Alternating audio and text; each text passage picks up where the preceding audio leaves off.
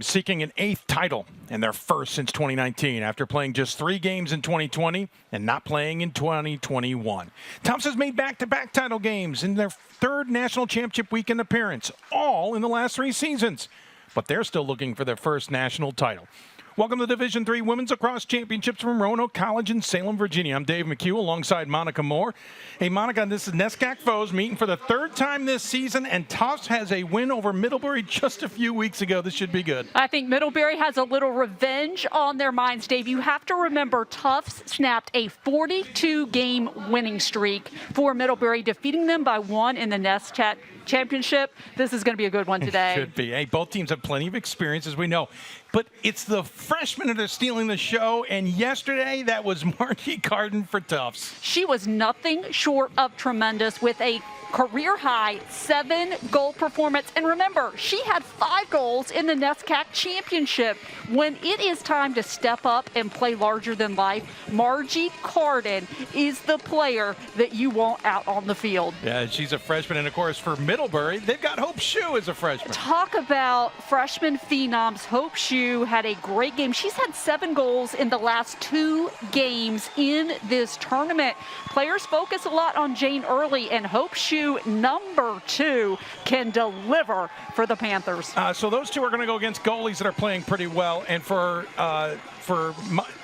Tufts, don't forget we got Molly LaLiberty, who stopped almost everything she saw yesterday. I could not have been more impressed with Molly LaLiberty in the semifinals. She's only 5'4", but she covers so much real estate in goal. She is one to watch with her athleticism and her energy back in cage. Of course, Annie and Rito in cage for Middlebury, playing pretty darn well this season as well. Had 7 saves against Gettysburg. Really wasn't tested, though, against Gettysburg. Her defense was so good. She was not, and she did not play in the last meeting between these 2 teams, so that could be an X factor today for the Panthers. Good point. We're already ready for the draw, getting it up against 2 foes who know each other well, but for the first time, they're facing off in the NCAA tournament, and of course, it's a championship round. Opening draws are going to be important today. It's kind of obvious in women's lacrosse, but more important than ever, and the first one goes to Middlebury. And I think this is a great sign for the Panthers because it was Tufts that won the draw control battle. Last time these 2 teams played, it was a 13-8 Jumbo's advantage, but Middlebury was sensational in the circle yesterday, dominating Gettysburg 20-6. So it's anybody's game in the circle, but I think that's the statistic we're going to keep going back to in this championship game. Middlebury is in the home whites with the blue numbers and trim. It's Jane Early with an opportunity. Shot and a save from LaLiberty.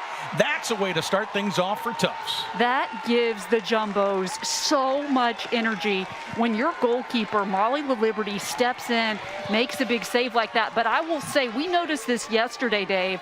If you're going to shoot high, LaLiberty will be all over that shot. Brandon, yesterday, she also made one heck of a shin save, purposely saving it with her feet instead of moving her stick. But she's not limited in terms of her ability and her range, but aim low. It is very hard to beat her high. Jumbos are in their road brown uniforms with light blue and trim, numbers and trim. They're moving to the right on your computer monitor on the attack now. A little miss pass there. And that kind of gives up another great point as Middlebury gets a turnover. Monica, we noticed especially yesterday, but it's been true for much of the season, the Panthers are a crisp passing unit. That was one of the things that stood out early on. It was so precise in their offensive set, how crisply they moved the ball, and the great cuts they get on the interior. It was like clockwork. Yeah. They had so many good assisted goals in the early goings, and that was a big reason that they separated themselves early from the Bullets.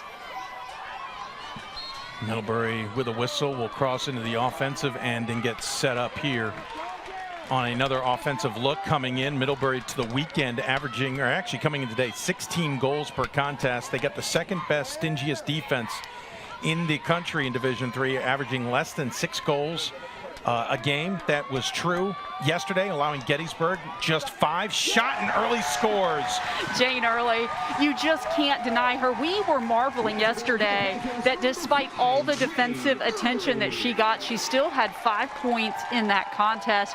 She has become so good at assisting her teammates when the defense is focusing in on her. But when she sees her moment, she is so quick with that first step. You're going to see her right here, beat her defender, bide her time, and she goes to that far side corner, knowing that would be tough for Liberty to stop. That was a very smart shot selection for Jane Early. Early went low, too, not high. At least that's what I thought I saw. Early, by the way, 75th goal on the season, 93rd point. That moves her into second for the single season scoring list in Middlebury history. We're watching on a countdown. She's creeping in on number 1.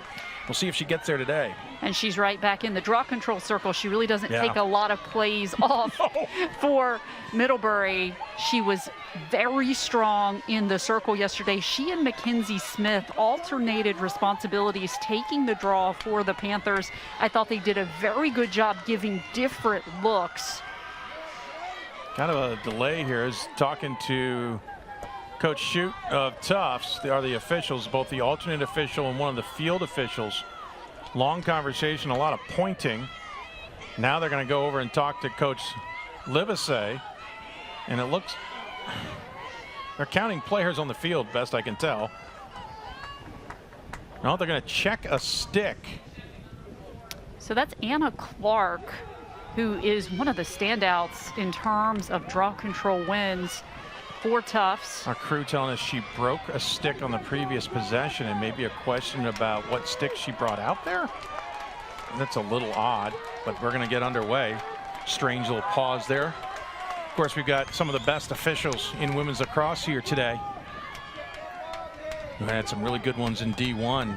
Really great to watch that broadcast, hearing them mic'd up in the game. I asked our production crew if we could mic these guys up, but apparently a little more challenging here today. But our crew doing a bang-up job this weekend. Also a hat tip to the D3 softball crew.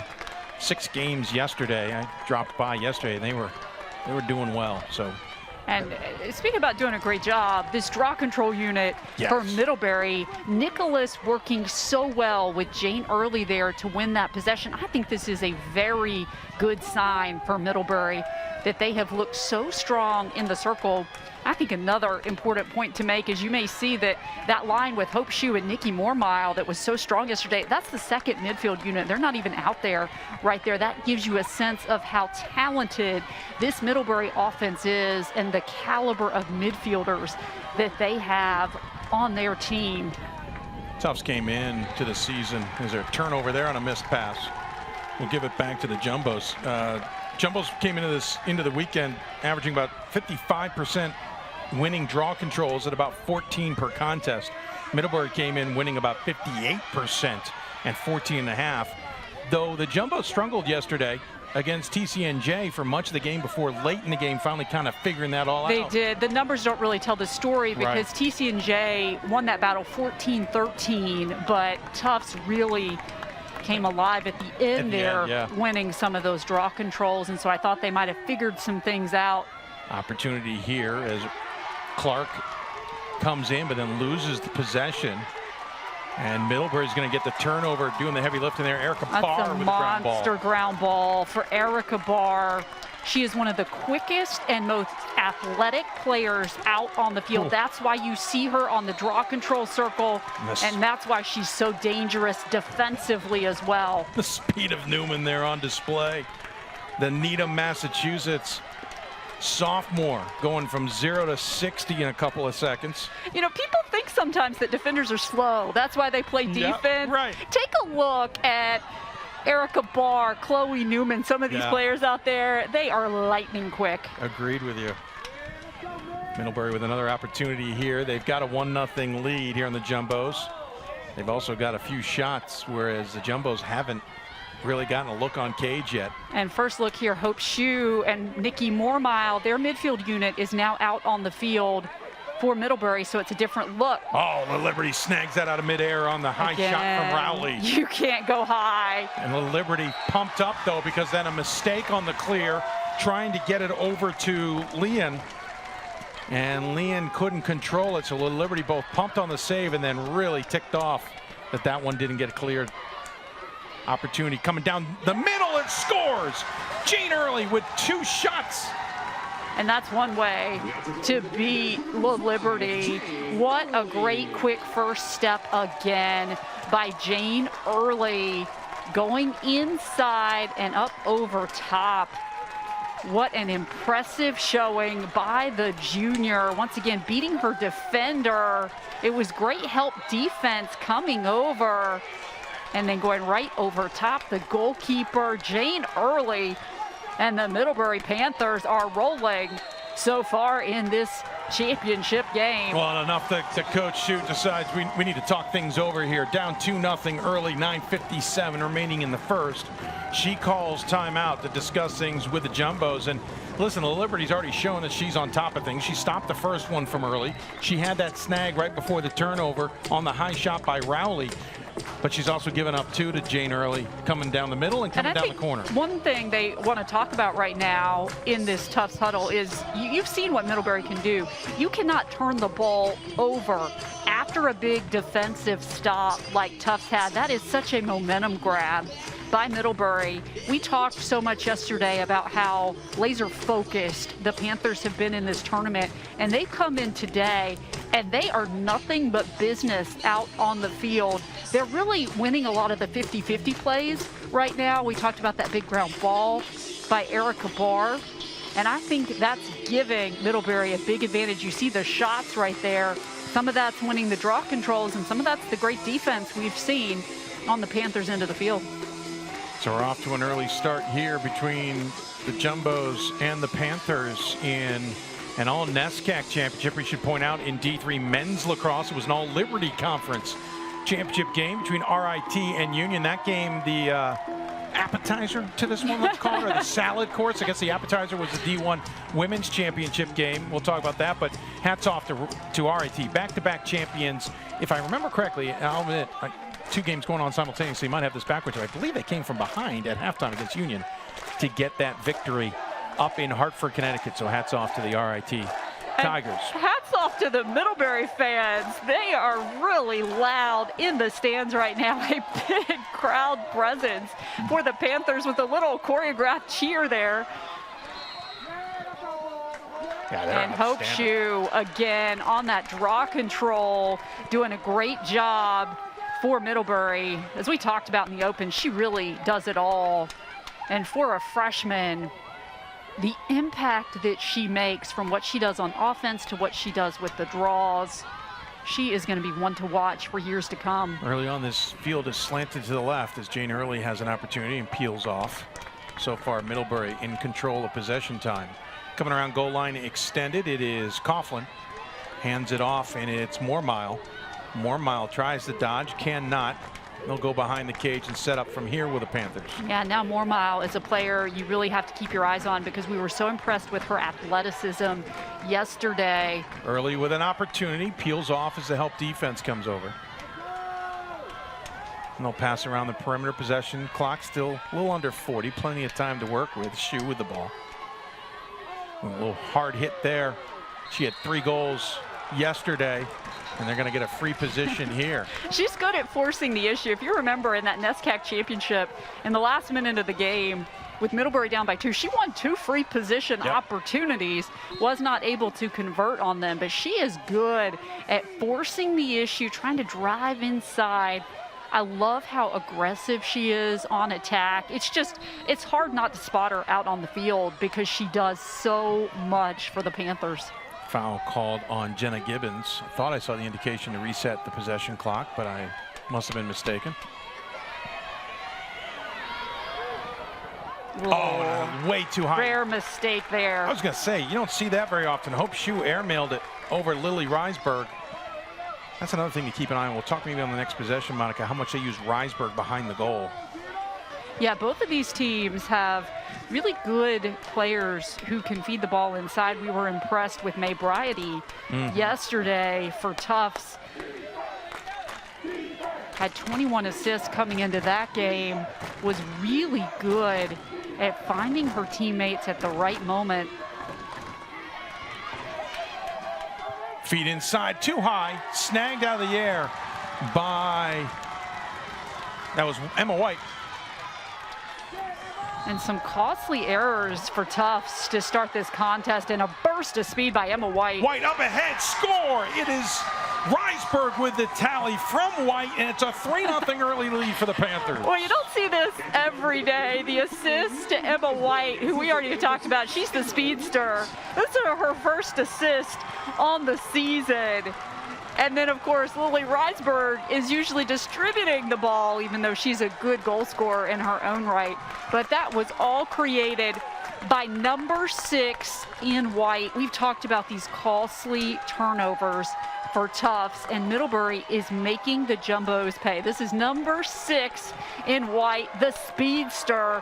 Nobody can catch her, just blowing right past the defense. Look at Reisberg over on the left side, so smart, creating space and distance.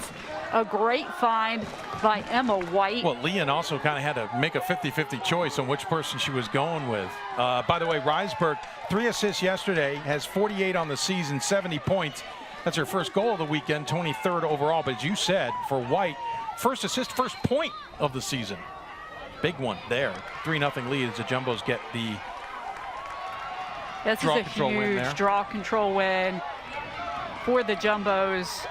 Sammy Rothstein coming up with a nice play, because Tufts has to stop this big scoring run right now. This is Bryady, who we talked so much about yesterday. And there's a double team immediately on Carden with 7 goals yesterday. That's no surprise. As you said, 5 in the NESCAC title game. Middlebury is very familiar with who Margie Carden is, and they do not want to give any daylight to number 27. Yeah, no surprise at all, but I have a feeling she will find some room. She's being hounded right now defensively. That is Grace Getman all over her. Try to force it inside, they do. Shot and a goal. I'm not sure she meant the right side. It looked like she meant to shoot left, but it works out for Sammy Rothstein. That is exactly what Tufts needed to do. Bryady doing what we saw her do yesterday with a great delivery and the finish by Sammy Rothstein, the junior. Great team offense right here by Tufts. Working the ball around, Carden drawing a lot of defensive attention. Bryady spots Rothstein. Rothstein with the big finish.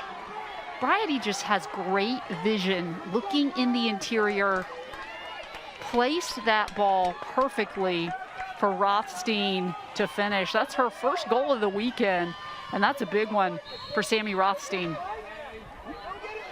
Another draw up, and still being kicked around a bit. Jumbos are going to win it in their box. Emma Joyce, who was instrumental on draw wins in that fourth quarter yesterday. And then Grace Getman. Wow. Getman all over the field. That's what you get from a fifth-year player like Grace Getman, who took the year off last year. A little bit of an errant pass there from Enrito, but back to your point, right, took last year off because Middlebury did not play last year. That's right. So Emma White, Grace Getman, Erin Nichols came back for this final season with the Panthers. They have a lot of unfinished business that they wanted to take care of. As we talked about, did not get the NESCAC championship. Would love to finish up their careers with a national championship. Well, we get a moment here, and the officials have we got a card. Actually, don't have a moment, as picking up the card is Caroline Walter. So with 5:34 left to go here in the first quarter, the first penalty of the game. And a little deja vu here, because yesterday Middlebury was able to take advantage of 2 fairly early cards for Gettysburg. And when Coach Kate Livesey was talking in the post-game press conference, she talked about that and how her team was really able to capitalize off of those woman-up situations, and that was huge for them. Panthers, who have scored more than 30 goals with the advantage this season. And we're going to get a stoppage here Are they calling it on the defense? Yeah, they're going to give a free position and a defensive, basically 3-second call there, Monica, because they just moved Leon behind Mormile. We have seen how dangerous Mormile can be. She's so fast. She's so athletic. She's playing with so much confidence, and I think that was a good decision. Yeah. Well, they did that yesterday. They handed it off to Shu, and Shu scored from there yesterday. This time she missed it. Looked like Little Liberty may have had it called. Little Liberty, though, just kind of chucks it, and I think it got deflected, but it's picked up by a teammate. And that's huge for Tufts as they're trying to kill time off of this penalty. They need crisp passing on this clear and just to exercise some good patience and let time expire off the clock with Caroline Walter. They've got with the penalty. Another minute plus to kill. If you're watching your clock, about the 4:34 mark is, sorry, the 3:34 mark is when the penalty will expire. The Jumbo's on offense, and again, fascinating. I always think this is interesting when the team's got an advantage and they're on defense. They are not necessarily double teaming to get the ball back. They're just using an extra floating defender at the 8-meter. There you saw it. The extra floater defender there was Wilson, who came up as they got close to the 8-meter. Jumbo's looking to try and get their second, if they can, a player down. That'd be a coup of some sorts.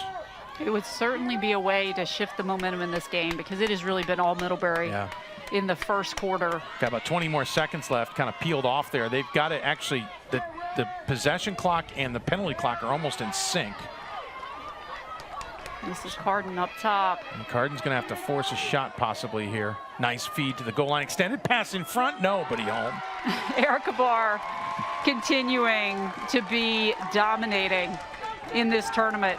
Penalties clear her back to even strength, but Middlebury's got to run here early, up ahead. Pass extra. Cannot get to the intended target as Spare was trying to hit Dion on the far side. And that might have been one pass too many there. I thought Spare was going to take that shot. And I think everybody did. She went for the extra pass, and I think I would have taken that myself. And Dion was open, but you're right. I mean, just take the shot. No, you don't need to be fancy. You don't want to overthink it against the Liberty either. And maybe that's what it was. Or knowing the Liberty's everywhere, they were overthinking it. And she's a freshman, and that's going to come with time. Mormile, who had 4 goals and an assist yesterday's got it. Steps inside, splits the double team, shoots off the stick of the Liberty. Flag was up. And Middlebury holds on to possession, reset the possession clock to 60. That was a good shot. It was a good look by Mormile. Again, she's just playing one of the best goalkeepers in the country. It takes a lot to beat Molly Liberty. Mormile fouled on that play by Emma Joyce. In front to Early, closed off by a triple team essentially. Early's got it back. We'll go to the near wing. That is Rowley. Rowley with a nice dodge. Jumps in and Liberty gets a stick on it. How? Rowley will try again. They're going to call shooting space on that. Molly Liberty comes up with absolutely phenomenal save. She's just so quick in goal. She moves her hands so quickly to get good positioning to make these stops. She's not afraid to sacrifice her body. She'll do whatever it takes to stop the ball from going in the net. Middlebury giving up free positions here just for possession. Being harassed right now with possession was Dion. Dion shoots and scores! That was a great individual effort by Kelsey Dion, who we didn't really see that much of offensively yesterday. She had 24 goals coming into this tournament, 17 assists, so she is certainly a player who is more than capable on the offensive end. She's another one of these fantastic freshmen in this tournament. And I have to tell you, the way she works through the defense here, look at the footwork of Kelsey Dion. Switching, resets, goes left, works inside, and then the shot, the way she twists her body. Squared her hips up while falling away from the ball. Very athletic play by Kelsey Dion, and Middlebury looking very strong in the opening of this championship game. The North Andover, Massachusetts freshman, as Monica said, 25 goals on the season, 42 points, gets one there. She had a goal yesterday late in the contest. By the way, I believe that is Liz Brush, I believe, at the center. Our officials, Ronnie Anton, Kathy Russo, Liz Brush, and our alternate is Mara Banfield, all four of them quality officials. Anna Clark just getting it done for Tufts on the draw control. She is so strong. Jumbos have possession, trailing in this game 4-1. Lost to Middlebury back at the beginning of April in a stretch where they lost 2 out of 3. All 3 of their losses coming to conference foes. They lost the first game of the season to Colby, then lost to Middlebury at the start of April, then 2 games later lost in overtime to Amherst. If you talk to this unit, that was kind of the wake-up call for this team. They have not lost since. What a catch inside by Jenna Gibbons. Oh, nice look, change of pace, good defense from Middlebury. He really packs that 8 in. And then a missed pass, a little too high, trying to hit Delaney, Catherine Delaney. And I think that that's the thing that surprised me the most about Tufts today is some of the errors and the turnovers that we've seen out of the Jumbos. And that may be the biggest thing that they talk about at the end of this quarter. 7th turnover to just 2 for the Panthers. Here come the Panthers. Oh, look at that step up defensively by Liam. And she's now off to the races down the middle of the field. Great redefense from behind from Jane Early. That's what you get out of these experienced players. Wow.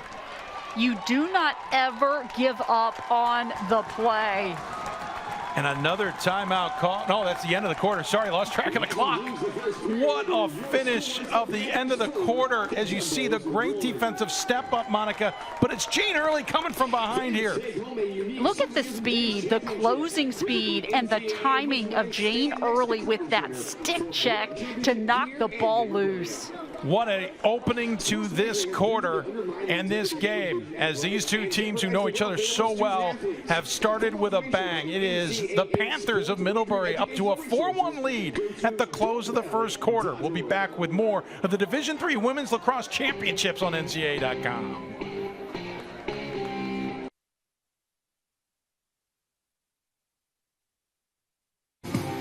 Welcome back to the beautiful Blue Ridge Mountains. Might be confused with the Berkshires, where much of the NESCAC certainly spends some of its time, or the Green Mountains, but no, we're in Virginia, and it's Tufts versus Middlebury in the Division III Women's Lacrosse Championship game here. Middlebury with a 4-1 lead, and Monica, great first quarter for both teams, except for, well, Tufts has had a little trouble holding on to the ball. Yeah, that's the big stat that has stood out to me. We talked a lot about it in the first quarter. 8 first quarter turnovers for Tufts. Now, give Middlebury a lot of credit. They have caused 5 turnovers, but there have been some unforced errors as well for Tufts, and Middlebury capitalized on those. The other thing that really stood out to me is Middlebury is leading the ground ball advantage 8-2. We talked about that. They just seem to be getting to the 50-50 balls, and that's been a difference maker as well for the Panthers. I think something also that's interesting is, especially in the women's game, where how stats are done compared to the men's,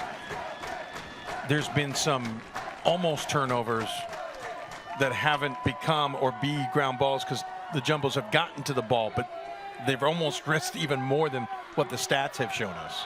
The ball's been on the ground a little bit more than they need it to be. I think it's fair to say that Middlebury was just a little more crisp in the first quarter, and that was the difference. As we get ready to start the second quarter, switching directions, and so Middlebury in the white uniforms are now attacking to the right as they get it. And it's another draw control win for Erica Barr. Yeah, Erica Barr is just a player that I think any coach would want to have on their roster. Her reach on the draws is phenomenal. She is so fast. She's so exciting to watch. She's athletic. She came in with a team high 68 to the weekend of draw control wins. Double checking what her total is now. As Middlebury threatening, Jane Early with it at the top of the 12-meter. Nice dodge, strikes again. She's been unstoppable. Teams have been trying to contain Jane Early. Today she has seen some good openings and she has taken advantage. What a contest so far for Jane Early. Take another look here. We've talked about that quick first step. We saw that closing speed earlier on that check. She is just so fast. She got a lot of power behind that shot. She now has 3 goals in this game. She has been a massive factor from the goals to the calls turnover to her work in the draw control circle. She has been relentless. Forgive me, but the Panthers have struck early, thanks to Jane Early in this game. Fits rather well. By the way, Erica Barr coming in with a team high 80 draw control wins. Doesn't compare to Anna Clark's 108 for the Jumbos and counting, right, as she literally picks up another one as I was speaking, but still the work for the Panthers, that is an impressive number. And that's a huge draw control win for Anna Clark. Now the Jumbos go on offense, trailing by 4, 5-1 here. Clark with it, can't get past the 8-meter. She will get it back. Panthers playing that really aggressive style. Yeah, the backer D that they play that allows them to be a little more aggressive. It's a tricky defense. You don't want to get caught in that 3-second call shot. Wow, kind of a no-looker there from Caroline Walter. Well backed up, but missed the post. They'll continue to go on the attack here. Clark with it. Wow, skip pass all the way to the far side. And they'll go behind the cage again. Possession clock under 30. So far, Margie Carden has been a bit quiet. They are looking to get number 27 involved. She has possession right now. Shot and a goal. Aforementioned Monica Moore. On cue. That's what they were looking for on that play. She is almost automatic when you give her the ball. Perfect yesterday in terms of shots taken and goals scored. And she really is the player. If she can get an opening, and I love the shot selection, Dave. We've been talking about shot selection a lot in this game, and this is really the perfect shot selection on this play for Margie Carden. Carden now 8 for 8 this weekend. She has yet to miss a shot. I may have just given her that broadcast jinx, but that's how, I mean, Monica made up for it by calling her name. Right. And getting the goal. Look at that, 69th goal of the season for the freshman. I mean, she's really setting a high standard for her collegiate career. 123 shots, 69 goals, 79 points. The NESCAC's already worried that they've got her in the conference the rest of the season, the next 3 years, but so is the rest of the country at this point. Huge draw control win there for Jenna Gibbons. Kind of player that could be in the conversation for Tewaaraton. Granted, D1 tends to steal that all. That's a missed pass badly, way too high. And again, this has really been the Achilles heel for Tufts today. I was so impressed with how they came out in the second quarter. They looked more focused, more crisp, winning those back-to-back draws. I wonder if the moment is giving them a little bit extra gas in the passes, and so they're just sailing them a little bit. They got to kind of take a breath and calm it down. 12 minutes left to go here in the second quarter. Middlebury Panthers leading 5-2 over the Tufts Jumbos in an all-NESCAC battle here in the Women's Lacrosse Championships for Division III. As Shue has the ball for Middlebury, these two teams facing off for a third time this season, splitting the regular season with Tufts winning the conference championship. Middlebury ending the longest winning streak in Division III yesterday as Gettysburg came in with that title. But now the second longest. Oh, just unfortunate. Hope Shue losing her footing there. The second longest winning streak now is to Tufts. Mormile Wow. on the redefend. She's not going to get possession, but I love Great the effort. aggressiveness of Nikki Mormile. Absolutely awesome effort there. As the Jumbos will reset at center field, or center. And, you know, that was something that Tufts struggled a little bit with yesterday, and they're going to be lucky to hang on to that. Becca Gable Great job at swooping Gable. in at the last second. But Tufts struggled a little bit. TC&J was great on the redefend as well. They really have to be careful with those players coming from behind with those back checks, because they got in a little trouble with that with TC&J. Panthers handing Middlebury, I'm sorry, Jumbos handling Middlebury their only loss of the season. Shot in front and goal. It's May Briotti. Kind of changed it up on him a little bit. She is very capable on the offensive end. Just 9 goals on the season coming into the tournament. But that was an unsettled situation. Anybody can be dangerous in this moment. And Briotti doing a great job on the finish. I think they gave Gibbons the assist. Just close range, went to the inside, and you see the goalkeeper was trying to shift over to cover on that side, just didn't get there fast enough to close off the angle. They do give Gibbons the assist. For, as you mentioned, for Briotti, 10th goal on the season. And for Gibbons, her 5th assist on the season. But despite all the troubles for Tufts today, only down by 2, and they have been doing themselves a lot of favors in the draw control circle. Tufts rewarded the ball there on the whistle and go back to work, trailing now by 2. Another one here would be a huge momentum shift for this Tufts unit. Got it up top with Joyce, the Towson, Maryland native. Of course, these teams draw from all over the country in terms of enrollment for the school in general, but of course in athletics. Nice feed in front, try to shovel it in though. It's great defense. You saw how all the white jerseys just collapsed on the interior.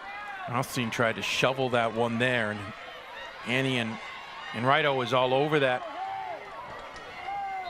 And a foul on the far side, but they'll get it into the offensive zone, will the Panthers, and that is Newman doing the heavy lifting yet again. The speed of Chloe Newman once again on display.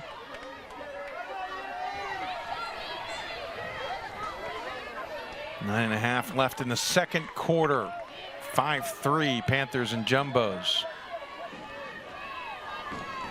Always love, as we always talk about NESCAC mascots. It's a favorite part of it. Jane Early with an opportunity, gets there. Nice closeout defense, and they're going to call a foul from the side. I think Jane Early's speed today has been an X factor for Middlebury. Did they call it? Is that another one of those 3-second calls, I think? The official on the goal line extended calling it. I don't think that was a shooting space call, but Jane Early's going to get a free position opportunity here. Nice save from La Liberty, who gets a piece of that before it hits the corner. Well, Liberty, she covers so much ground back in goal. She uses her stick more like you might see in a men's game. I don't know what the difference might be, but she's just more active with it. But she's so fast. I think the fast hands, it seems like, it feels like she's everywhere. She can adjust so quickly. It's just sheer athleticism by Molly La Liberty. And that is a bunch of early fouls here for Leon, the Boston, Massachusetts senior, as she's been on early a lot, but now and ends up behind early a lot too on calls. Handoff that time to Nichols, try to power her way through, and now a flag was up, and they're going to call a cross check on Leon. So Leon talking to the officials, somewhat frustrated with how many times she's been called for something. Nichols now with a free position came into the weekend 7 of 17 in this category. Well, her name is basically synonymous with being a national champion. Standout Off field the hockey post. player, unlucky. I think she was trying to go around the Liberty and just went off the post. She got the Liberty to the other side. That the Liberty was going to her right, and they shot to her left, and the post came up big for her. But you're right, back to your point about Nichols and synonymous with championships. She's going to have a very decorated couple of hands by the time she's done. Flag up, shot save, so she's going to get a free position as the hit was hard enough to send Rothstein's stick to the ground, and now Rothstein, I didn't see a card. Oh, her stick snapped. Yep, stick snapped on the play. We've had this a couple of times here. Yeah, both times Jumbo's losing sticks here. So now Rothstein's struggling to find a stick. We'll check it out again, Monica, as she's picking up her stick. Wow. There, you see it right there. It's just snapped in half. You don't see that very often. They blew it dead because the stick snapped, but the officials are also having a conversation. Basically because Rothstein can't go back and pick up a stick and be in the play if the stick is snapped. Remember, in lacrosse, you lose your stick, you got to go get it. It's not like ice hockey where you can continue to play. You have to go back and pick up your stick, or it's a penalty. So what are they going to decide here? The Liberty is not reacting like it's a positive news for the Jumbos. That's the one thing about the Liberty. She wears her emotions on her sleeve, and it's she not is a necessarily very a bad passionate, thing. energetic goalkeeper. It's not a bad thing in her case. Actually, it helps us. We understand what's going on a little bit more. Well, and she fuels this team. I think they take a lot of their cue from Molly LaLiberty. Yes.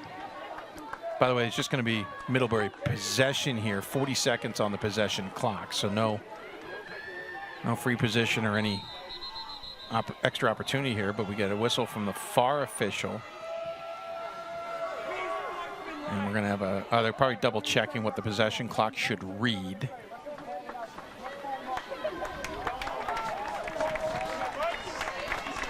So once again, the officials have a quick conference and at least working with one another to get this. I mean, honestly, Monica, not a typical stoppage. Probably trying to determine who had possession or what happened when they had to blow that dead. Didn't the Liberty make a save? Liberty made the save, and I think that's why she was frustrated. So the whistle blew. The question, I guess, becomes, did it blow before the shot or after the shot? Well, and that was the call. I think that it was before the shot. Then it's their possession, yeah, and that makes sense. If it had been after the shot, then Liberty had it. And they left the possession clock at 40, and we're back underway. Panthers with possession and a 5-3 lead, 7.5+ minutes to go in the second quarter here. Getman off to Coughlin. Go behind the cage to Dion. And now Early matching up with Leon again. Just trying to use that speed and that Leon's great up for it. Footwork. Madison Leon not losing any ground. What a battle this has been between Early and Leon. Leon's been called for a couple. Pass in front, shot. It's not going to count. The possession clock had gone to 0. And that's unfortunate because that was a beautiful goal. Jane Early, I'm not sure how she made that pass to Anna Spare. But how did Spare get the shot off? I mean, the whole sequence, you're right. It's unfortunate because the horn had sounded. I mean, that was highlight reel worthy. Wow. By Jane Early, because Madison Leon did about everything you could do defensively on that play to keep her in check, and she still found a way to generate offense, just not in time for the shot clock. Well, go back. Leon had gotten whistled for 3 or 4 straight fouls in frustration to one point. To then come up with that is outstanding. Jumbo's on offense here. They're down 2. Looking for more offense up top to Clark. And shut that off at the 8-meter quickly. We were very impressed with how quickly this Middlebury defense slides. Yeah. It is an absolute display of how to do good slides out there. And you have to in that defense, right, Monica? Absolutely. And they're very aggressive. They're very fast, as we talked about. They play this style so well. They have the personnel to do it. Well, that extra floater's got to sprint through the 8-meter, too. And it just speeds up the offense a little bit with the way that they play defense. They basically have Wilson running through and picking up the extra. And she's attack. only a freshman. I mean, to play the backer in that defense as a freshman, it's a tough assignment. Oh, look at that. Sneaking the ball out of midair there by Enrido. That was a great job of just kind of stepping out of her crease a little bit. Yeah, we've talked so much about La Liberty, but Annie Enrietto has been outstanding herself in terms of some of the plays that she has made. You know, you see this in basketball every once in a while, Monica, when a point guard or a guard kind of drives the lane and then hits the brakes and has the defender coming from behind run him over and get the foul call. You just kind of saw that there. Carden was trailing from behind and just slammed on the brakes. Carden climbed up all over the back. Nice little tactic there. I like the aggressiveness here of Tufts on the ride, really trying to pressure. Good job there by Newman. She's the one who slammed the brakes on Carden a few moments ago. Yeah, I have to tell you, I don't think that Chloe Newman gets the credit she deserves. I agree with you. She doesn't get in the scoreboard. She has one shot in the entire season. She only has 2 yellow cards and a green card the entire season. And she's a lefty, too. I mean, to have a lefty defender, that's a really good thing to have. Mile absolutely being harassed by Jenna Gibbons. Yes, these teams know each other well, but still. And you can tell there's a little, I don't want to say animosity, a little friendly rivalry between these squads. It's like siblings. They know each other. There's so much respect. Sure. 3:55 left to go here in the quarter. Forcing it is Mile. And an offensive charge is going to get Carl as she basically forced it too much there. And she might not have beat the shot clock anyway. Well, Mile yesterday, remember, had a couple of jumper shots where she came slicing through, got into midair. Lehan with a very dangerous pass the minute it left her stick. Yeah, she almost, as she let it go, almost kind of pulled back on it, and it let it be a floater. Now Tufts is going to get lucky and hold on to it. Lucky is the right word, because I don't think Tufts is in a position here for these really aggressive, risky passes on the clears. It almost looked like she was going for it, thought it looked good, and at the last second realized this is not a good idea, but it was too late. Clark, goal line extended to Carden. That is just great defense right there. That's Emma White. I think she might get whistled. I think they're going to call him for that third defender, or the 3-second call. That's where you get in trouble with the backer, sometimes getting caught too long in the inside the 8-meter, because that's what they did. They just called it on Wilson. So Carden's going to get a free position here on the left side. Can she get goal number 2? Switched hands and missed it. That's the first miss she's had today. And she saw the 2 defenders converging. Now, we saw her work around that yesterday. She shot that left and missed it by about a foot. But yeah, interesting. First miss of the weekend is incredible. Forced it early that time, trying to Great defense by Erica Barr. Ball still loose, finally picked up by Paler. We haven't talked about Paler much this weekend. The Ellicott City freshman again. Yeah, this is quite a class that Kate Livesey brought in to Middlebury. When you think about Madison Paler, Kylie Wilson, of course, we've talked a lot about Hope Shue.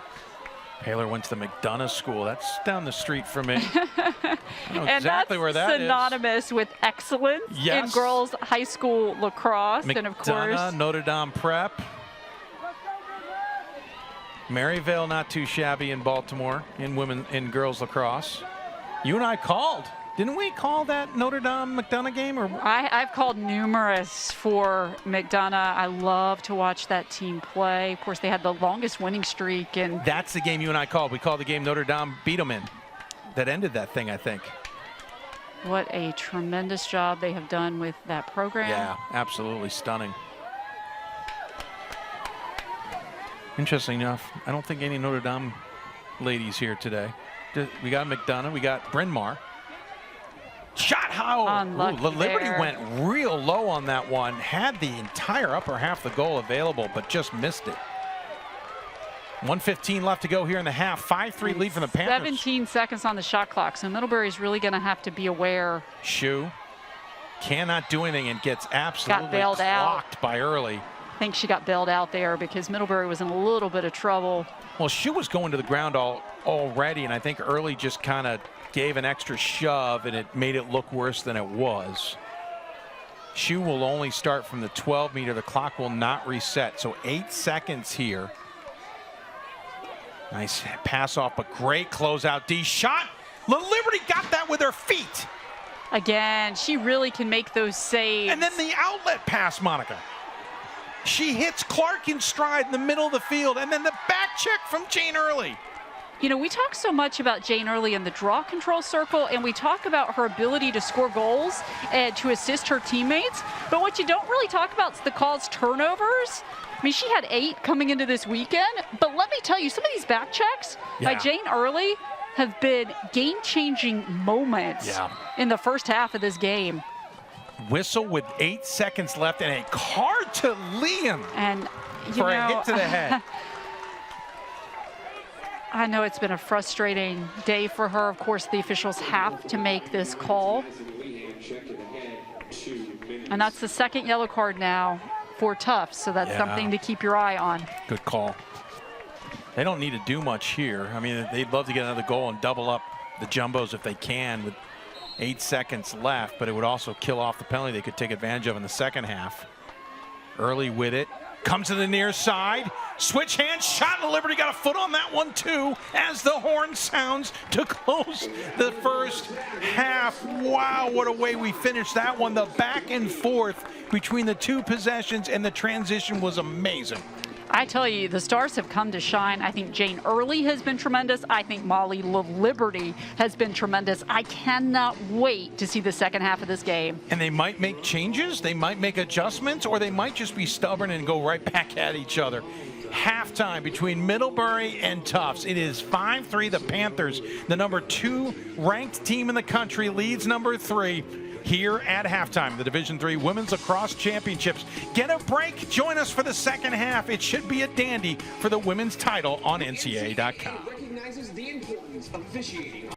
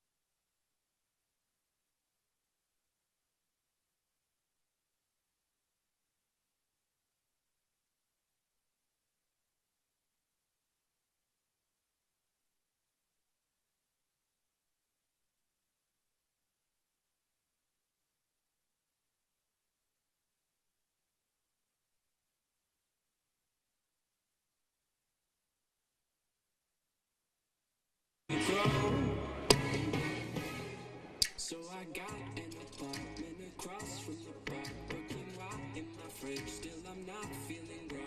Been a hell of a ride, but I'm thinking it's time to go. Here we go.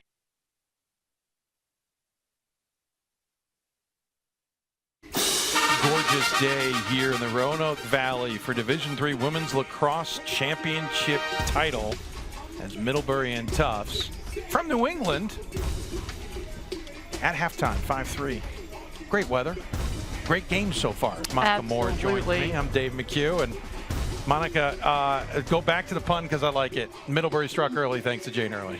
Jane Early has been tremendous in this game. She is so fast, has found a way to score 3 goals in this contest, just beating defenders. It is tough to get past Molly LaLiberty, but Jane Early has found a way to do it. And then look at her on defense, the closing speed, the trail check, causing the turnover. It has been a big day for number 5 in white, and she is not done. By the way, that's about the most they've gotten past LaLiberty because she's put on a show yet again today. She really has been the player to me to watch for Tufts. She is almost impossible to get past. Already 7 saves in this contest. This is one of the best of the day. We talked about how you can't beat her high, but take a look at her defending low and then the passion, the emotion she plays with so much heart. But if you look at these numbers, the one that stands out is the turnover number. And most of those turnovers for Tufts were in the first quarter. They had 8 in the first quarter. They cleaned it up a little bit in the second quarter, but the problem is they dug themselves a little bit of a hole. Now they have to get out of it.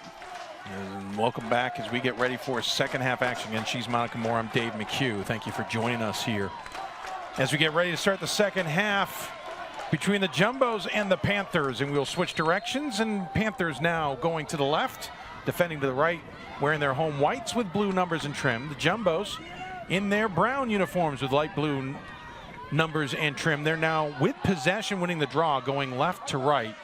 And it's Carden with possession as they enter the zone. And it's been a bright spot for Tufts as of late, is winning the draw controls. You saw that's been about even, but Tufts has had the majority of them as of late. And that's been a big reason that they've been able to stay in this and keep Middlebury from extending this lead. Of course, the other reason is Molly LaLiberty. Yeah, right. I'll be honest, I'm not sure how many things you can adjust between these two teams and how much they know each other at this point in the season. No, I think the biggest thing for Tufts that they're adjusting is just being smart with the ball. Better passing. That's exactly right. I think that's the big focus. They're doing a lot of things very well, but it's just those costly errors, especially when they're unforced. And Middlebury is a team, as we have seen, that makes you pay for it. Interesting moment there as hitting the deck was Emma White, one of the captains on this Middlebury squad, and they called a foul as a result of it. Only just kind of gave the Jumbos a chance to reset, but I thought they had pretty deep into the shot clock right here. Yeah, we're down to 15. Opportunity shot right into the chest. Anna Clark with the shot, and Radio with the save. And Erin Nichols really coming up with a big play. That is what an experienced player does, but talk about costly errors. Middlebury giving it right back to Tufts. And not even that far down the field. So Tufts with an easy entrance to the offensive box. And that's been one of the first big mistakes we've seen out of Middlebury today. And really in this tournament, because we were very impressed with how focused and how precise they were yesterday against Gettysburg. We'll miss. We saw that a little bit yesterday. That time it was Gonahan just kind of already doing something else before the ball got into the cross. As they say in baseball, not looking the ball into the glove before making the next move. Pass in front, nice closeout defense, shutting the opportunity down for Conahan, and then forcing the ball to the turf, but Conahan keeping it alive, and then finally picked up by Erica She comes Barr. From nowhere. She has been a standout to me today as well. We talked about Jane Early, but I think you have to give a lot of credit to Erica Barr. She does so many little things out on the field because she's not scoring the goals. She doesn't get as much mention, but she is such an important piece of the puzzle for Middlebury. So Middlebury first chance this second half on offense. See if they can extend their lead. We've been stuck at 5-3, Monica, since the 10:42 mark of the second quarter. That shot way too high for both teams.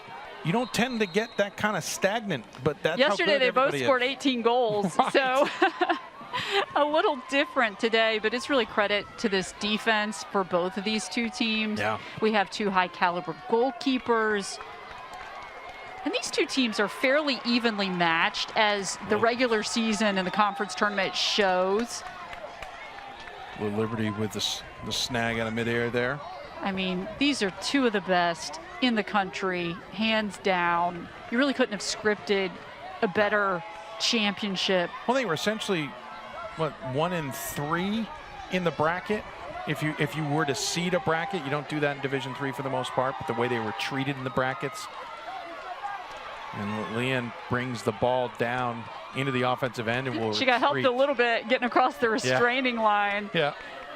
because the defender could not cross. And, but both teams, again, 1-3, but both teams ended up playing a ranked opponent in every single round of the NCAA tournament, which is pretty Yeah, on staggering. paper, they did not have an easy path. No. Of course, you look at the scores of some of those games, particularly for Middlebury, who just, as we talked about, I mean, this is their first true test in this tournament.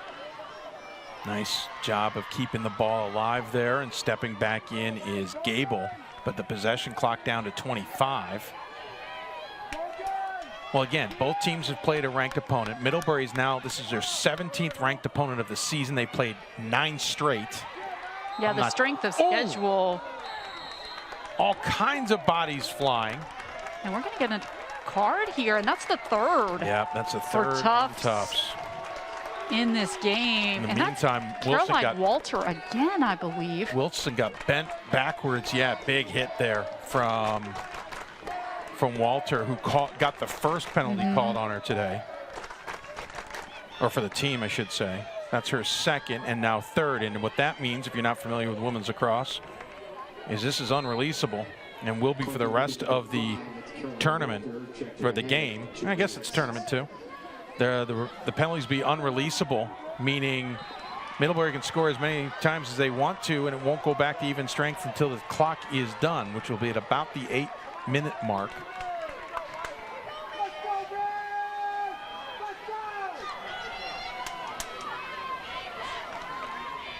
Great Feet look in inside. front. Way too easy a save for Little Liberty, but she gave up the rebound. It's in front still. Bodies colliding. We're going to get a bit of a high check there. That's a big play by Maddie Coughlin. Another one of the freshmen for Kate Livesey. Coughlin had a goal and assist yesterday. 1 for 5 on free positions coming into the weekend. She's at a great spot here for this free position. Actually, they're going to move her over Yeah, a interesting. hash. Huh. Still in a pretty good spot, and with a Yeah. woman down on defense. We'll see what she opts to do here. Yeah, she's going to just give it up. They do that often. Shooting space called there. That's pretty easy to see. As stepping in was Hope Shue. And between her and the goal was Reynolds, the Glenview, Illinois native. So Shue, who has not scored today, had 3 goals yesterday, looking for her first. 18 of 26 in the free position coming into today, or the weekend. Look Shoots. at that shot selection. Wow. Aims high, Monica, gets the Liberty to commit and then dumps it I under. love what she did. This is textbook of what you should do, especially when you have scouted a goalkeeper like Molly Liberty. This is why she was our player to watch today. She plays well beyond her years, gets the goalkeeper to bite, goes low. Great finish by Hope Shue, the freshman, who has had an amazing tournament, has had an amazing season. There's nobody in the penalty area, Monica. Am I mistaken?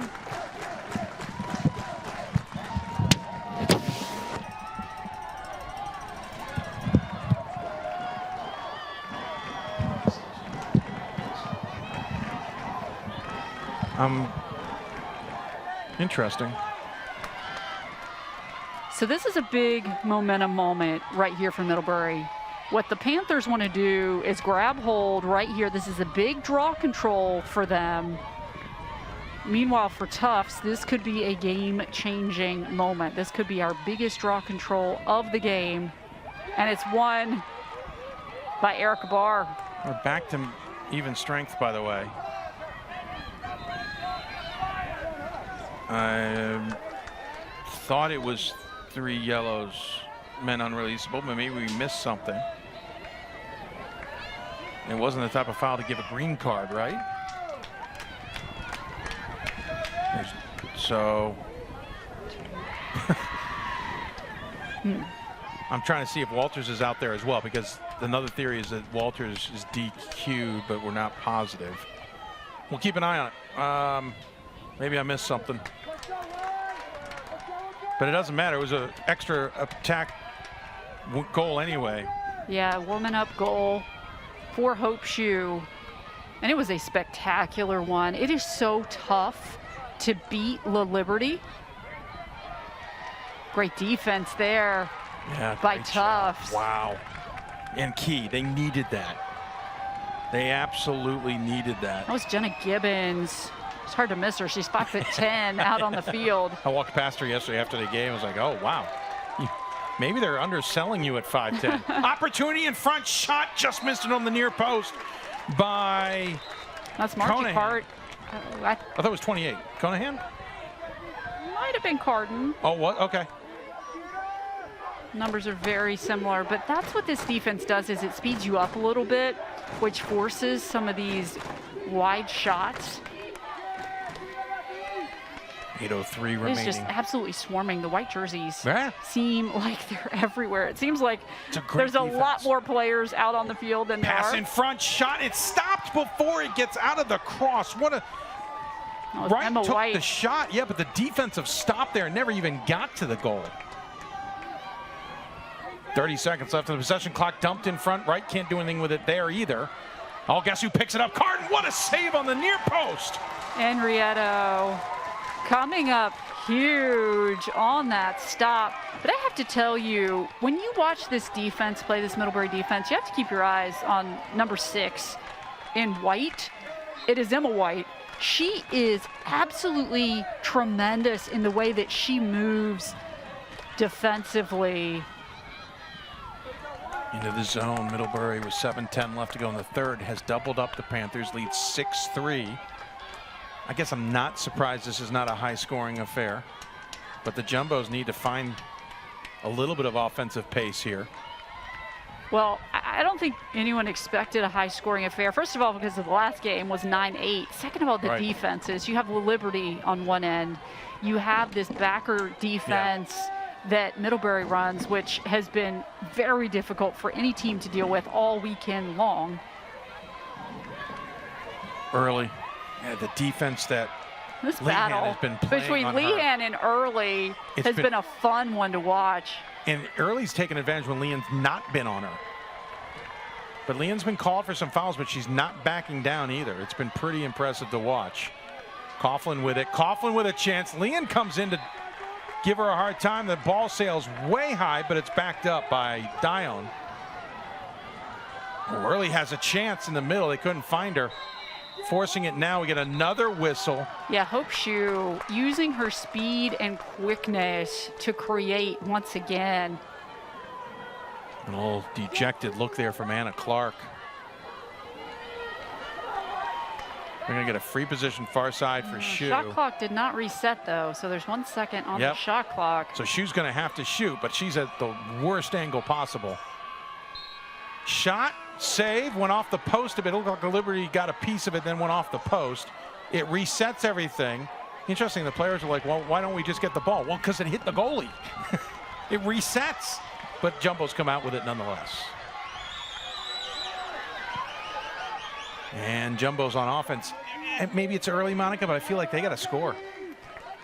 It would certainly give them some momentum. I really liked the way they came out of halftime. I felt like they really had some good momentum with them, but they haven't been able to do much with it. Pass in front, opportunity, shot, and a goal. Great pass, great finish as Conahan gets the goal, and it comes from Briotti. Oh, they say it came from, it was Gibbons who scores. I apologize. Yeah, she's a great target. We've been talking about it. She's got that great height. These zeros and eights look 5'10" familiar. freshman. Briotti picks up the second assist of the game. Go with a goal. Gibbons, of course, assisted on Briotti's goal, so she's returning the favor here. Great finish inside. It was a nice cut and a nice find. Briotti has very good vision. She's another player. I feel like she's kind of sailed under the radar a little bit. You look at the stat numbers coming into this game, 9 goals, 21 assists. Really should get a lot more mention. She's just on a team of superstars. But I think this has been a tremendous tournament for May Briotti. More than 25 minutes there where the Jumbos had not scored. Granted, Middlebury went a long time themselves, going from the 4:13 mark, remaining in the second quarter, the 9:19 mark. But Tufts goes from 10:42 into the 5:29 between the second and third quarters. So both teams find the scoreboard here in the third, and we're back to that 2-goal deficit. And Tufts is doing themselves a lot of favors Yeah, with they are. these draw controls right now. And we thought that that could be critical. That was a battle that they won handily when these two teams played in the NESCAC championship. 8 out of 14 wins so far for the Jumbos. 5 minutes left. Clark with it. And if you can win draw controls, Carden. Ooh. never count a team out. That's not Carden, I apologize. That is. I can't tell from this angle, to be honest. I believe that was L'Esperance. Yeah, it is L'Esperance. Just didn't recognize her. Got 3 goals late yesterday. Coming to the right side. Clark dodges in. Shooting space call. She's team high 16 goals scored by the free position coming into the weekend. 4:31 left here. A goal here would be huge. L'Esperance all the way in. Shot, missed it on the near post. She beat her. She had the opportunity, just couldn't find the post. Oh, and a strange turnover there. And that's a huge pickup. What happened with for Briotti? Middlebury and Chloe Newman? Again, we keep talking about Chloe Newman. I am so impressed with her. But did Briotti just accidentally kind of toss that away? Because even Newman picked it up like you meant to have this back, right? Well, let me tell you, Chloe Newman is one of the best at reading passes. Well, Newman's triple teamed. Just fell on a deck. But yes, to your point, Newman has been outstanding in that category this weekend. But Conahan coming up with it for Tufts. Readjusts her goggles, picks up the ball, and enters the offensive third. 3.5 plus to play here. Jumbo's really playing well in this third quarter. Middlebury's had far less opportunities. This is just great composure out of this Tufts team, and you can tell this is just a mark of a really well-coached team. Really hats off to Courtney Shute and her staff, because I think a lot of teams would have been rattled by the way that they started this game, and it could have just collapsed like dominoes. Oh, But down 3-0. Tufts has shown great resilience, great mental focus despite some adversity. Oh, nice little move there by Gibbons, but she gets double team. That backer D comes over. I'm really impressed with that defense the Panthers have shown all weekend. Carden dumps it off. Priority opportunity in front off the post. The post, and then that's a big pickup. Catherine Delaney with a shot as she was hitting the deck. So they've beaten Enrayo a couple times, Monica, but it's either been a miss or a post. Check it out Gonna again. hit the post, and then the freshman Madison Paylor is going to pick this up for Middlebury. 2:20 left to go here in the third quarter. Shu lost control of the ball, but gets it back. And early, you can see her. Hey, let's calm things down here. Freshman. That's the experience Hey, of Jane freshman. Early calling for the ball. chill, please. Kate Livesey had a really great quote about Jane Early. She said she's a once-in-a-lifetime player to coach. That's very high praise from a head coach like Kate Livesey. From what I've seen on the field, there's a few players like that, right? I mean, Carden seems to be maybe one like that. Opportunity, Jane Early slicing and dicing through. That hit a post. But This is a credit to these defenses, too, because these, against lesser defenses, these are probably goals that go in, but players are readjusting. They're doing different things with their shots because of the defense, because of the goalkeepers. And that's why we're seeing a lot of these shots hit the post. Mormile, who's had a quiet day. Shue, who's had a quiet day. I really could say that about everybody. Jane Early's about the only one who's had a hot day. She's scored 3 of the Panthers' 6 goals so far. Mormile cannot do anything. Well guarded. Dumps it out top to Shue. Possession clock to 25. Shue forcing it in. Gets it out to Early. Early against Leon. Goes to the other direction. Great help defense comes over. Dumps it to Shue. Shue reaches and then shoots and misses. I think La Liberty got a piece of that, but they didn't reset it, so she must not have. Possession clock to 5. Gonna have to shoot here. 2-1. That's the horn. They didn't realize it. I guess La Liberty didn't get a piece of it because they didn't reset. They didn't reset the shot clock.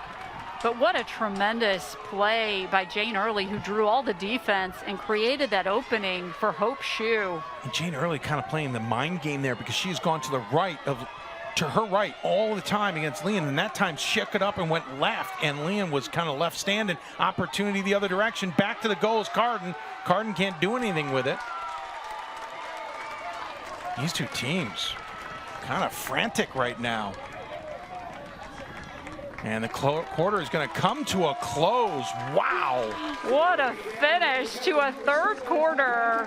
These two teams leaving absolutely everything out on the field. Second quarter ended with a flurry. Third quarter ends with a flurry. 6-4 the lead for Middlebury. Only 15 minutes left planned in the 2022 Division III Women's Lacrosse season. Who comes out with the title? These two NESCAC foes will figure it out when we come back on NCAA.com. The all-tournament team, so stick around.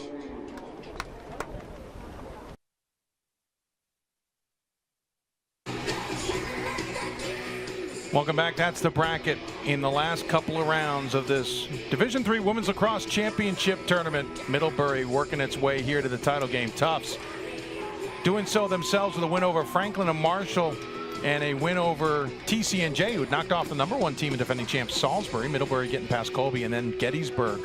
And it's Middlebury versus Tufts for the championship. 15 minutes left, Monica. What's so interesting looking at that is how few goals that Middlebury has given up. 7. Only 2 to Colby, 5 to Gettysburg. So the question for Tufts right now is they've got some work cut out for them, but they are a team that is capable of doing it.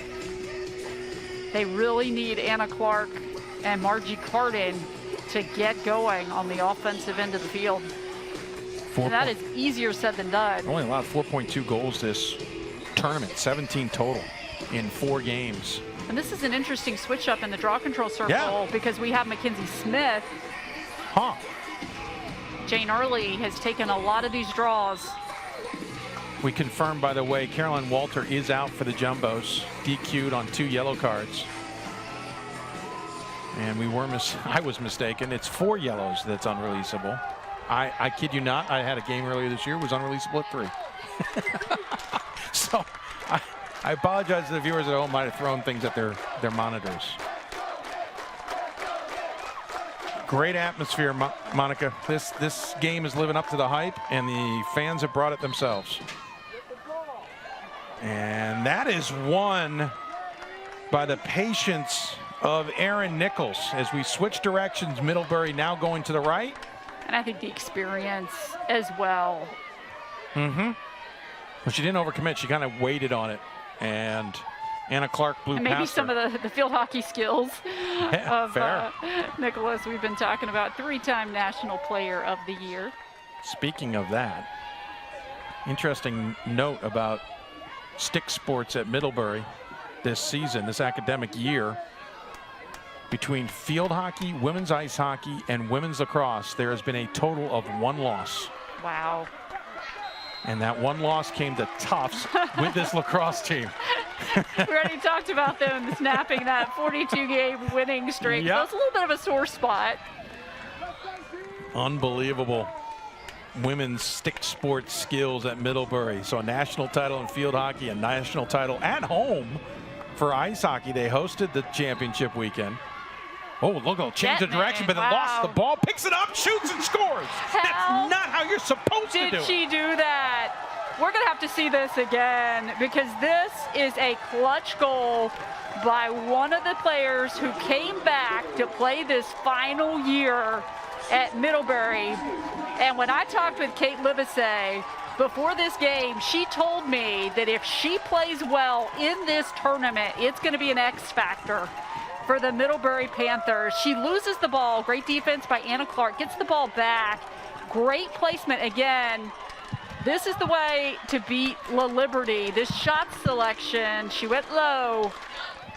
And that is a big-time score by Grace Getman, who sat out all of last year with her team. Came back with Emma White and Erin Nichols with some unfinished business and scores one of the biggest goals of this tournament to give Middlebury a little bit of breathing room. It wasn't pretty, but it is a free position goal. Not typical you tell you to drop it and pick it up. That's just a will and determination goal by Grace Getman. Exactly. Or a, oh no, I just blew the opportunity goal. And great job at picking it up. Tufts responds! What an answer, Catherine Delaney. I have to tell you, these upperclassmen right now are really stepping up, and that's sister to sister, by the way. How many times have they done that throughout their lifetimes? You know, when you have these sisters who play together, sometimes they just, I love the Tufts sideline. That is a great shot by our crew of the Tufts sideline. Our crew loves the Tufts sideline.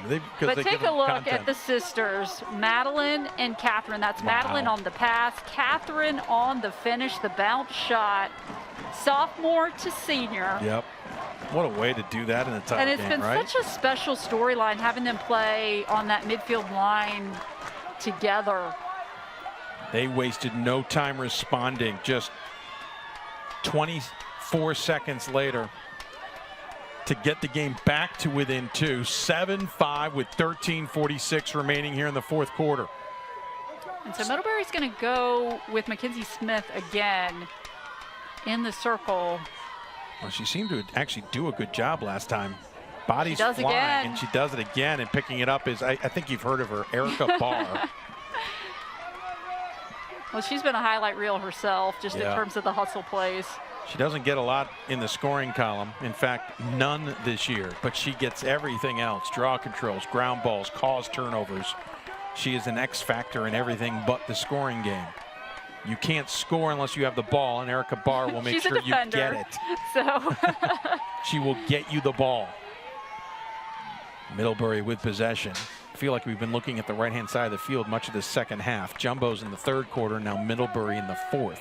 Well, look, offense is your best defense. You want to win draw controls and keep possession. There's that battle again. Jane Early decides not to go up against Leon. Dumps it off this time. And some good movement, too, down the middle. Nice cut. By Getman. A little high pass, but able to be hauled down by Getman. Getman's going to go in. Gets called off at the 8-meter there. Good job defensively. Now they'll get it to Early. Now they'll clear out. Watch. Everyone will clear out. Early's going to go to her right. She's got a step. Opportunity. Shot and missed it.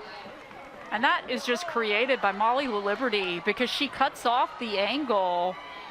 So shot clock does not reset here. Ball loose on the sideline. They're going to call out of bounds back to Middlebury, much to the chagrin of Gable. The Abingdon, Pennsylvania native did not like that. We're going to have to, what are they going to do with the possession clock? Because it was running down. There wasn't, she picked up the ball as she was stepping out. So does that mean possession? Or does that mean maybe putting 10 seconds on it and giving it to the Panthers? It really depends if it's bang bang or not, right, Monica? I think that's right. The officials conferring to figure out how much time It's going to be 60. is going to go. And we're going to get a fresh full clock. 90. Well, actually, no, that makes sense. So they're going to say it was possession gained change of before possession, out of. that's Yep, right. yep. That actually makes total And that's sense. huge for Middlebury because this is a big clock management You have to at this point. moment. They pretty much ran the shot clock down on that possession, and they want to shorten this game. Yeah. Remove as many possessions from it as you can for the Jumbos. Good defense. Getman can't do much with it early. Now comes over. Nice pass on the back cut. The shot coming from Rowley was high, though. Great little kind of deke there. Everyone started watching early, and Rowley took advantage. Losing Nichols possession. just loses it, but Yeah. credit Anna Clark because that was great defense by number 4 in Brown. You don't say that usually in uniforms, by the way. You don't. Jumbos with the unique colors. Of course, Jumbo's out of Medford, Massachusetts, outside Boston.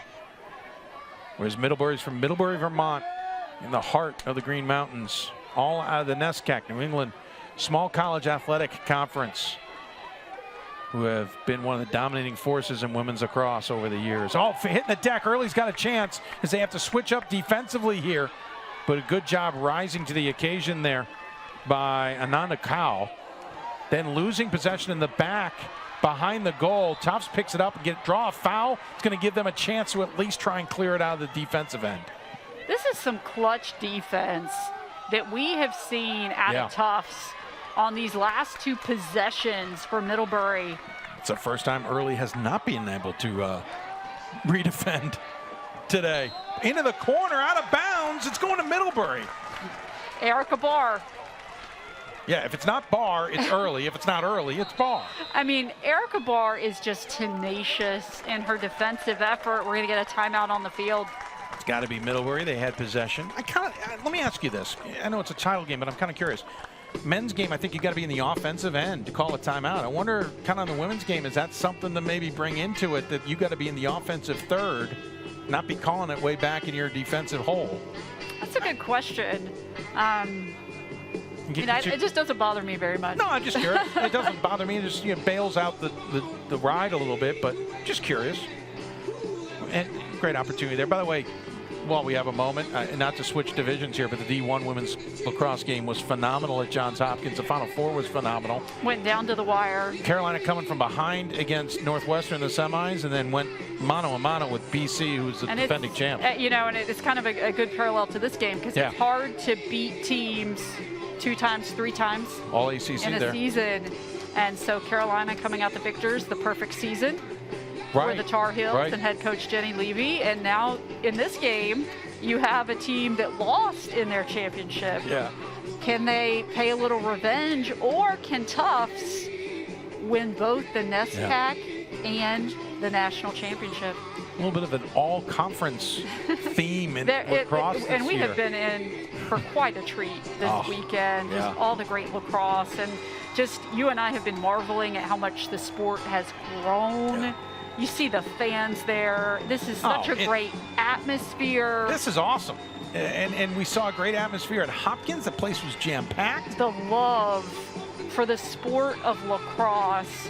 And you start thinking about the World Championships here in Maryland this summer. Finally. After years of delays. Exciting to have that here. And so I just love the stage that lacrosse is on. And we're going to get different rules in that World Championship. They're going to be dabbling with what essentially I call the Olympic rules to get the sport into the Olympics.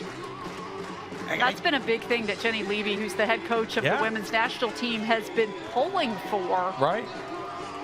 I don't want to even try to describe it to you folks because I'm not going to do it justice. Monica probably knows it a lot better than I, but less players on the field, smaller field, a little faster pace. Everyone. Try to increase the excitement. Yeah, not that this hasn't been well, that's absolutely bonkers exciting. I have to tell you, this whole weekend has been full of excitement. And that's why people love this game so much. To me, it's one of the most exciting sports that you can watch. Fastest game on 2 feet. There's like never a dull moment. The women's game's finally gotten comfortable with getting away from the freeze tag and going to the flow, and we're finally comfortable with it. That it's really developed in some great play. And it's just such a fan-friendly sport. Oh, absolutely. Under 10 minutes to play in the fourth quarter of the Division III Women's Lacrosse Championship game. She's Monica Moore. I'm Dave McHugh. Thanks for joining us here on NCAA.com. It is a great game here between the Panthers and Jumbos. Middlebury's got the 7-5 lead on Tufts. These two teams have played twice before this season, splitting it. Regular season win to Middlebury. NESCAC championship game by 1 to Tufts. Only Middlebury's lone blemish. Great job by early shots. What a goal! She gets it past the Liberty after beating Leon on the dodge. She's been unstoppable in this championship game. You look at the numbers coming into it, you know that she is a special player, but she just understands the game of lacrosse so well. She can beat players with her speed and quickness. This is a phenomenal individual effort by one of the best we have seen in the country, Jane Early. Great footwork, works through the defenders, great shot selection. There was absolutely nothing that Molly Liberty could do to stop that. And now Jane Early, who has shown so much maturity this season with defenses throwing everything in the kitchen sink at her, Yes. has been able to shine on this stage, and it has been something to see. With 2 goals, 3 assists yesterday, now 4 goals today. She is now I have tied. to tell you, Mackenzie Smith, I think, has been a difference maker. They've won the last 3 draw controls because of Mackenzie Smith. But Early now has tied the most points in a single season in Middlebury history with 96, tying Amy Diamato, who did it twice. 92 points in 96, 96 points in 97. She's now tied her today with 96 points. And all 4 goals have been unassisted, but that's been the setup. They've isolated her to try and get those opportunities. I think what won't show up in the scoring column is she's trying to do this against Madison Leon, who's a second-team All-American. And Leon, I think that's the first time she got beat. Oh, she got beat again. Shooting space. Leon, I think's hurt. I think Leon rolled an ankle. Left ankle. Yep, as she went to follow Early on the dodge to her right, Leon hit the deck. And you hate to see this. And Leon, for the most part, had not gotten beat until that previous goal. Other times that Early scored, it looked like it was a different defender. But this time, Leon hits the deck, and hoping she's okay. This is nothing serious. I mean, well, they've held off the trainers so far. You really can't say enough for what Madison Leon does for this Tufts team. And you see, I mean, she's a warrior. Walking it off, come on. She is a warrior. She's an energy giver, a phenomenal leader. You have to remember that she was a freshman starting on that Final Four team in 2019. And she is now I'm not sure what that was. Coming off the field. Looked like she cramped up. She's now going to leave because I think they blew it dead for her, but she looked like she cramped up, so that's good news. The trainers can look at her. They bring in Clark in her stead. Early's going to get a free position here. Goal here, and she's got the most points in Middlebury history in a single season, and there it is, and she scores her 5th, and the lead out to 9-5. And that's what she cares about. She could care less about record books, points scored, or anything along those lines. All she cares about right now is winning a national championship with this Middlebury team. She will go down in the history books. But Jane Early right now is a woman on a mission to bring that national championship trophy back to Middlebury. She may not care about it, and we know she doesn't know about it because we did ask. We did ask. But again, Early now the single season point record holder in Middlebury history with 97 points this season. More importantly, she scored 5 goals today on top of 2 goals and 3 assists yesterday.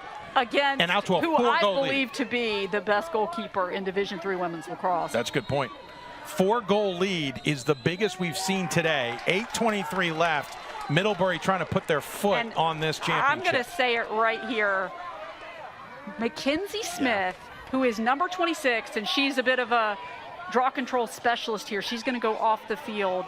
That's 4 draw controls in a row in this fourth quarter. That's a great coaching switch up by Kate Livesey and her staff. Mackenzie Smith is only a freshman. I was going to say, have you heard this theme before? To come into this game on this national championship stage in this fourth quarter when everything's on the line, and to be a part of winning 4 back-to-back-to-back-to-back draw controls, outstanding for Mackenzie Smith. Smith from Collegeville, Pennsylvania. Leon not back out there yet. And that's tough for Tufts because, again, she's the emotional leader along. She's getting treated on the sideline clearly for a with cramp. Liberty. 7:25 left in this game. Cannot give up another one. Getman gives it up. They're going to swing it around. Early's going to take it on the far side. 7:15 left. Less than 30 on the possession. Great dodge. Scores. That is 6 for Early in this contest. We actually have her family right in front of us, and I think they're almost in tears because of the performance that she has put on today. And it has been something to witness for Jane Early because, again, this Tufts defense is very difficult to play against. I mean, she has cemented her name Look at that. as one of the best to play the game at Middlebury. The way that she has performed. Monica, this dodge. If you look up clutch in the dictionary, you will find Jane Early. And nothing And the against the Liberty. placement, we've been talking about that. That is where you have to shoot the ball against Molly Liberty. She's so smart. She's so quick. She's so athletic. Everything you want in a women's lacrosse player, Jane Early. Jane Early, first team All-American, first team All-Region, first team All-NESCAC, player of the year in the NESCAC. Already had the single season goal record. She is now up to 80 in that category. She now has 98 single season points. And by the way, just tied a career high with her 6th goal. She did that against Geneseo in the tournament as well. She had 13 goals coming into the weekend. She has 8 this weekend.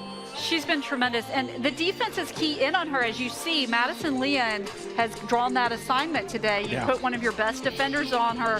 We have seen that time and time again, so she's found ways to adjust.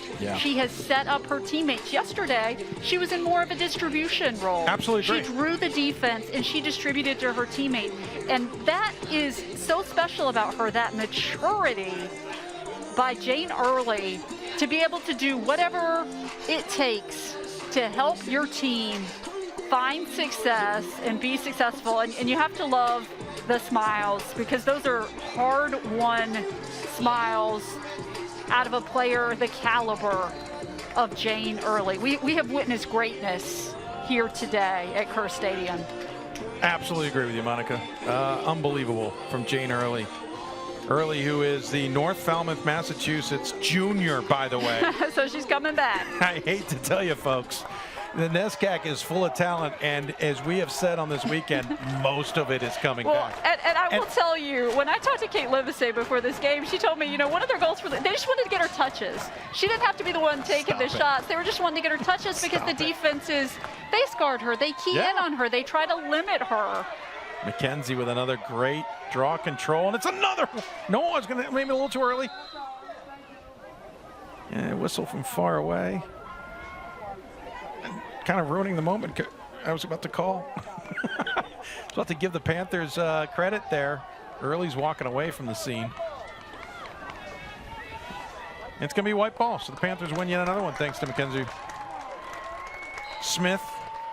Again, unbelievable. And Monica, it's crazy because Tufts had kind of the field slanted to our right for much of that third quarter, and Middlebury's done the same. It's the draw control switch up. That was a great decision.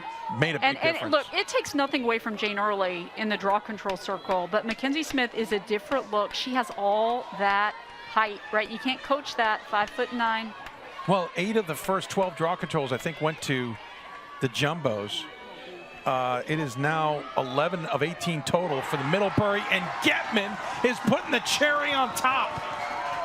And I have to tell you that I know after talking with some of these Middlebury players yesterday, they are so happy for Grace Getman that she has gotten these moments to shine in this tournament. Coach Livesay will tell you that she should be an All-American. She just doesn't score the goal numbers that you would usually have to do to draw that type of attention.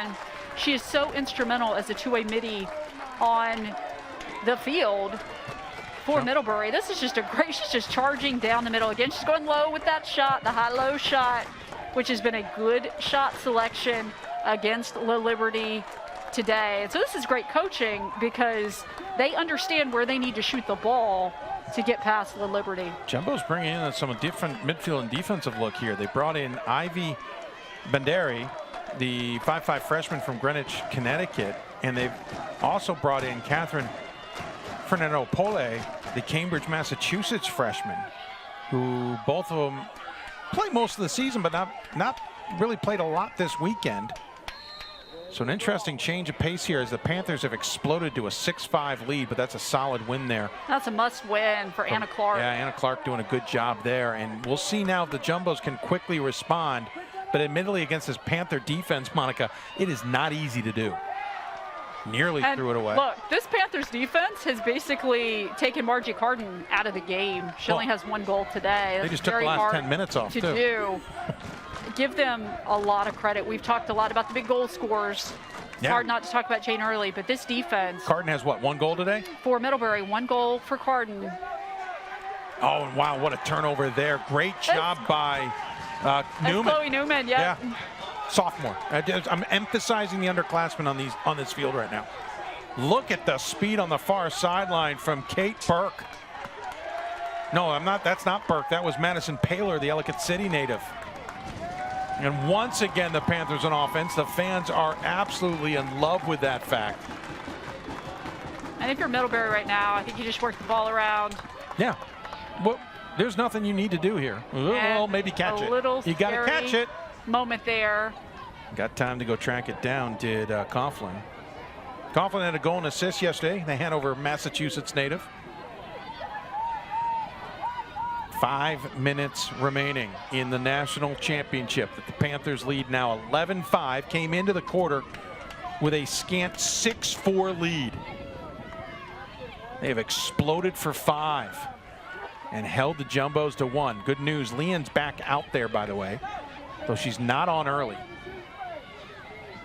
Steps up, tries to block, cannot. It's a goal for Susan Rowley. And the floodgates have opened. And again, it's really all started with the draw controls, and the draw control wins. The assist and the turnovers goes to Jane Early. Of course, she's got to get an extra point, not on the scoring side. Wow, impressive.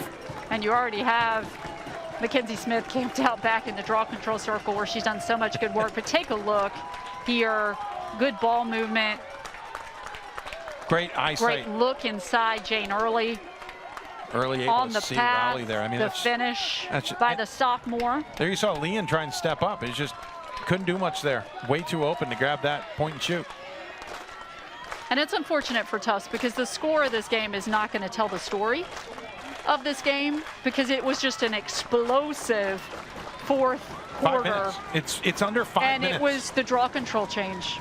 That was the difference maker. Early scored the 8th goal with 9:21 remaining. We've gone less than 5 minutes. Early 3 goals, Getman, Rowley a goal. And they get another draw control win. And it's, I mean, the Jumbos either Mackenzie need to, Smith just won that one herself. Right, she said, listen, I want to get in the act. I'm going to get my name there in the box score. 4:24 remaining, and unless the Jumbos can mount a miraculous comeback here, the Panthers are on the doorstep of a 8th national championship in women's lacrosse. Their first since 2019, as La Liberty came way out of her cage there. And what's important to remember is 2020 they played 3 games. 2021 they played no games. No Middlebury teams played games in the academic year of 2020-21. It's just so hard because you're not practicing, you're not playing against elite level competition. It's hard to stay in the shape that you need to be in to play lacrosse at this level. And non-traditional seasons only entered the fray just during the pandemic. But even that's not enough to kind of keep things going when you're missing an entire season. And frankly, you're missing the chemistry, the team bonding, that experience that you have. And you might get some of that, but you're not getting it through the game experience. No, it's not the same thing. And then the other thing that you lose is classes of leaders, because you have sophomores and juniors who are not around seniors who are showing them how to be leaders. Shot as 3 seconds were on the possession clock. And they will miss the goal, so it'll be a turnover back to the Jumbos.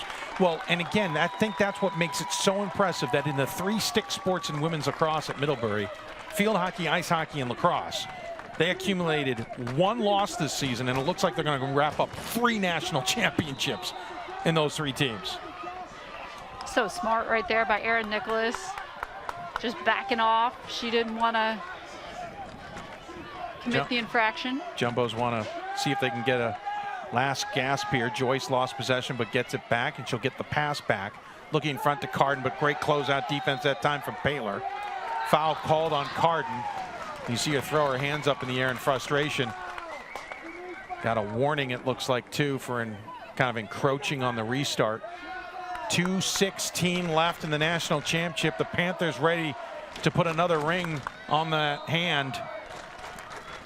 And for Erin Nichols. I was going to say, especially for Erin Nichols. She just has a whole collection. It's really tremendous what she has done. Tufts is going to fall, by the way, 2nd year in a row in the title game. After never getting here, have been to the Final Four 3 years in a row, in the championship game twice in a row.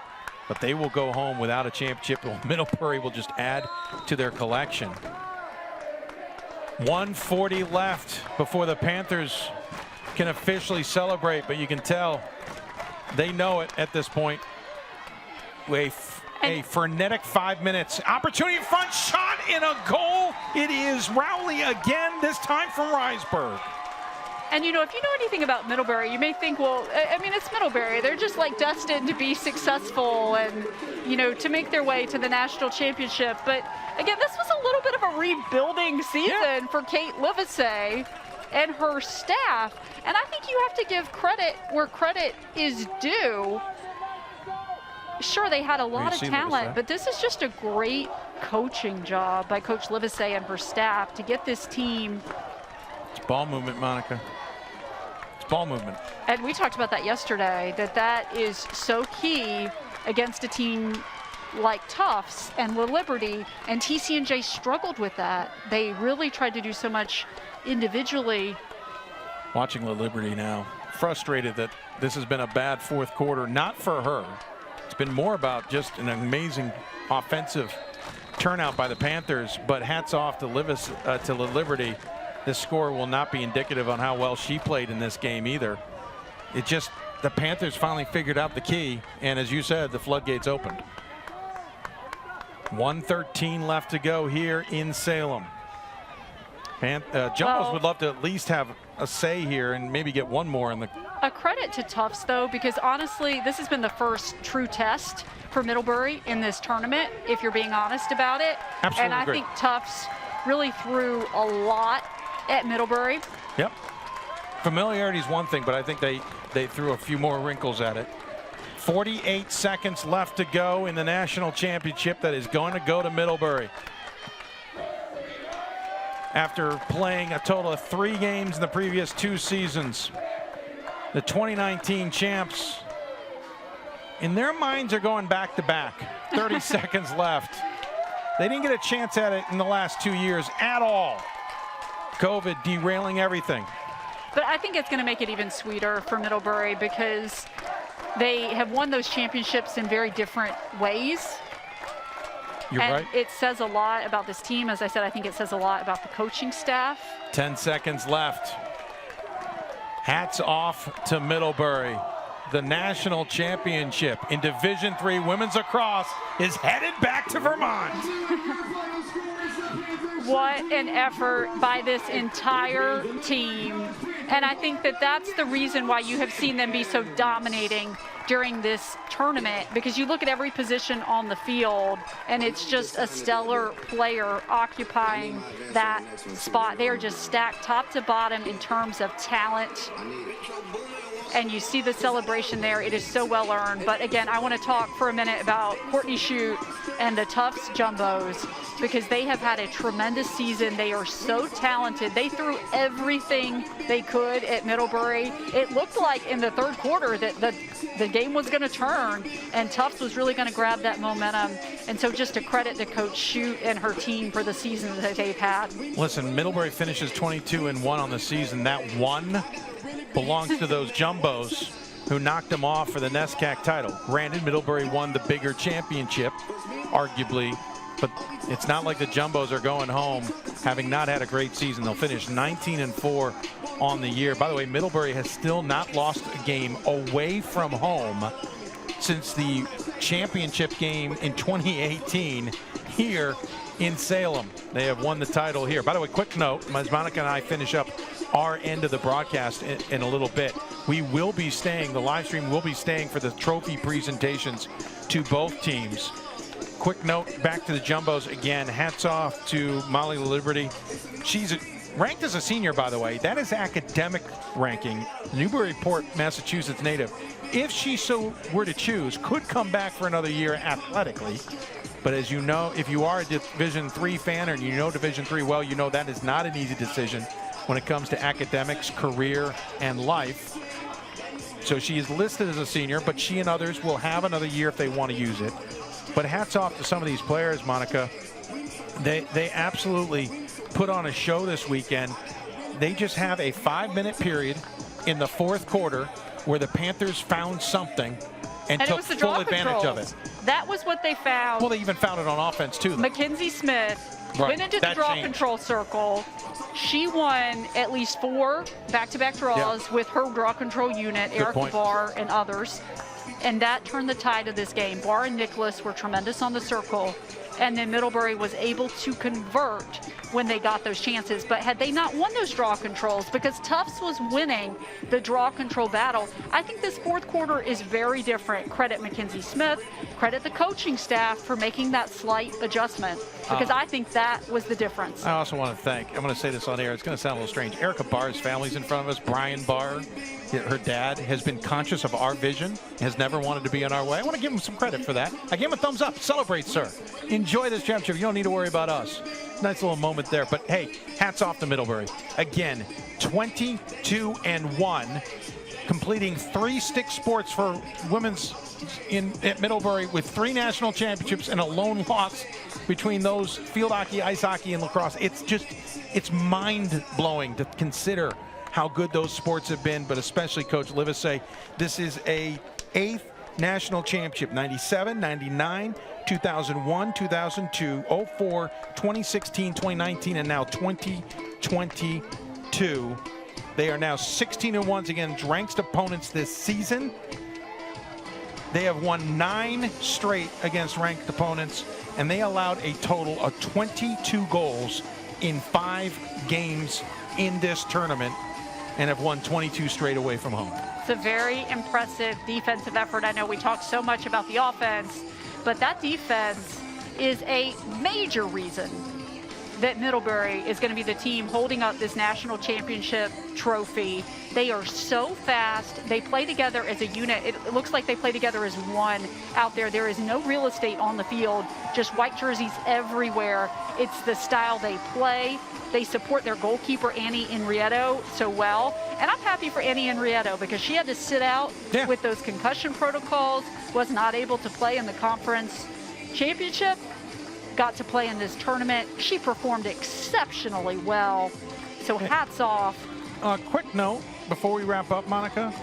These 2 teams are loaded with talent that are coming back. We could see them back next year. Jane Early from Middlebury.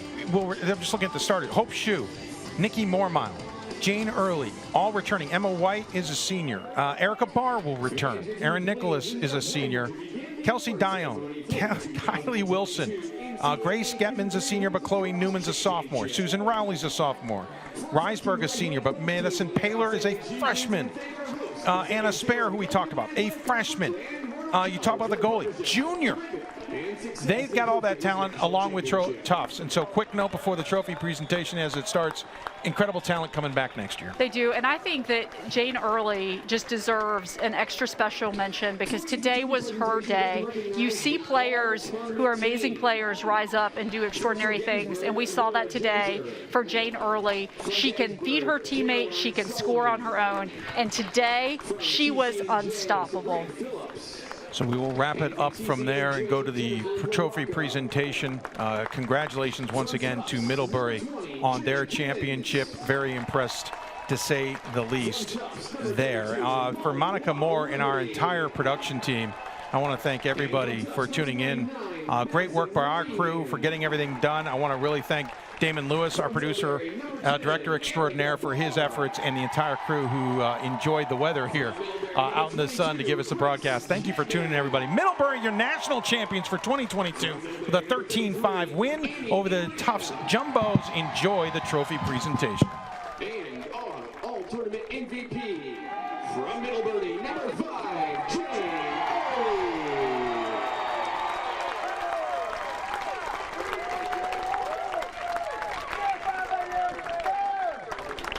And now for the trophy presentations. First, the runner-up team finishing with a record of 19-4, the Tufts University Jumbos. Presenting the awards is the chair of the NCAA Women's Lacrosse Committee, Patty Foyt.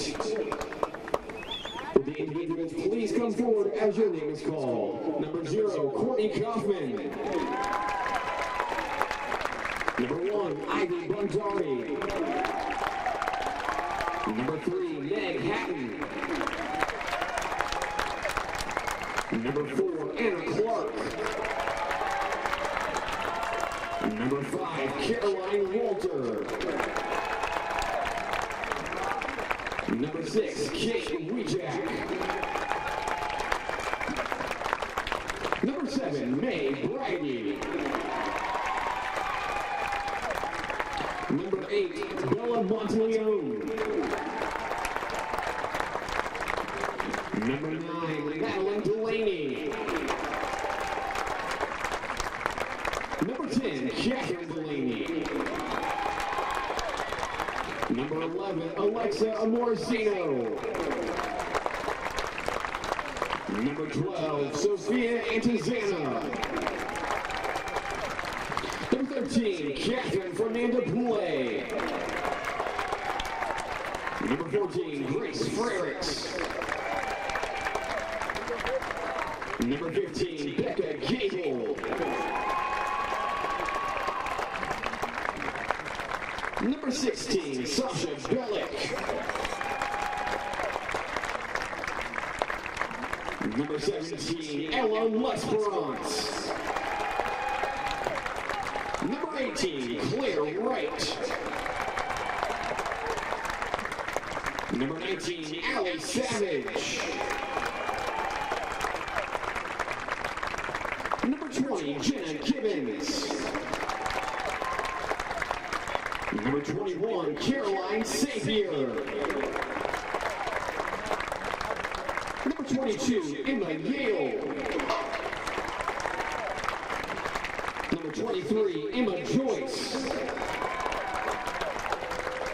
Number 24, Sammy Rothstein. Number 25, Amanda Cow. Number 26, Caroline Cromwell. Number 27, Margie Carden. Number 28, Caroline Conahan. Number 29, Lucy Hodge. Number 31, Pascal DeBuren. Number 32, Molly Law Liberty. Number 33, Colette Smith.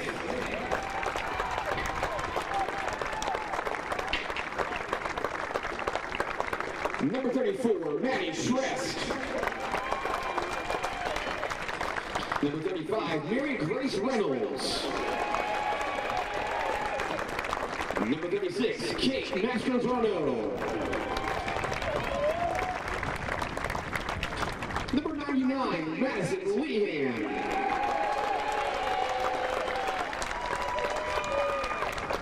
Team manager, Brennan Van Kuren. Team manager, Leah Atkins. Head coach, Courtney Shute. Assistant coach, Henny V. Assistant coach, Eric Rhoda. Assistant coach, Courtney Greigel. Athletic director, John Morris. Senior women's administrator, Alexis Mastrodani. Sports information director, Paul Sweeney. Videographer, Brendan Martinez. Videographer, Calvin Sincero. Strengths coach, Alex O'Keefe. And athletic trainer, Brett Hayes. Fans, on behalf of the NCAA, we are pleased to present the Jumbos with their championship runner-up trophy. Will the captains please come forward to accept this trophy on behalf of your team?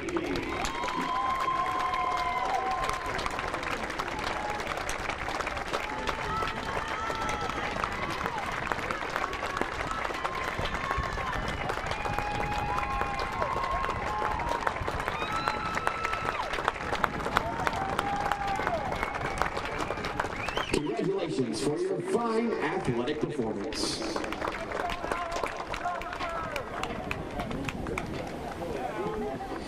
And now, the 2022 NCAA Division III Women's Lacrosse Champions, finishing with a record of 22-1, the Middlebury College Panthers.